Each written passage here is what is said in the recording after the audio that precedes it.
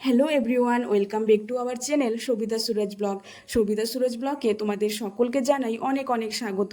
তোমরা কেমন আছো? আশা করছি অনেক ভালো আছো, আর আমিও খুব ভালো আছি। তো আজকে অনেক দিন পর ছোট্ট একটা মিনি ব্লগ নিয়ে তোমাদের সামনে হাজির হয়েছি। তো এখন বাজে হচ্ছে সকাল 6টা, আর দেখো বাইরে কত রোদ উঠে গেছে। 6টা তো বাজে এখন, কিন্তু 5টা সাড়ে 4টার থেকে রোদ করা উঠে যায়। আর সকালে ঘুম থেকে উঠে যে একটা ঠান্ডা পরিবেশ পাওয়া যায়, সেই পরিবেশটা আর পাওয়া হচ্ছে না। সেই ঠান্ডা পরিবেশ পেতে গেলে আমাকে সকাল 4টায় ঘুম থেকে উঠতে হবে।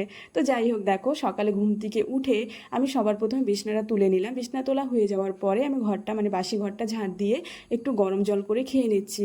আর তোমরা ভাবছো এত গরমের মধ্যে গরম জল খাচ্ছি? হ্যাঁ, আমি রোজ দিন সকালের কি ঠান্ডা কি গরম মানে সকালবেলা আমি গরম জলটা খাই, সকাল সকাল আর কি। গরম জল খেলে ভালো, মানে পেটটা পরিষ্কার হয়, মানে সারা দিনটা ফ্রেশ ফ্রেশ যায়, ভালো যায় দিন। তো দেখো, ফ্রেশ হয়ে আমি ড্রেসটা চেঞ্জ করে নিলাম, এখন চলে যাব ছাদে এক্সারসাইজ করতে। আর তোমরা তো জানোই যারা আমার ভিডিও দেখো, আমি রোজ যোগা না হলে এক্সারসাইজ করি। তো দেখো, যোগা এক্সারসাইজ করে এসে আমি সবার প্রথম ব্রেকফাস্ট বানিয়ে নিচ্ছি। আর আজকে ব্রেকফাস্টে বানাচ্ছি ওটস ডাল দিয়ে। তো দেখো, খুবই সিম্পলভাবে বানাচ্ছি, কারি পাতা দিয়ে কয়েকটা সবজি দিয়ে।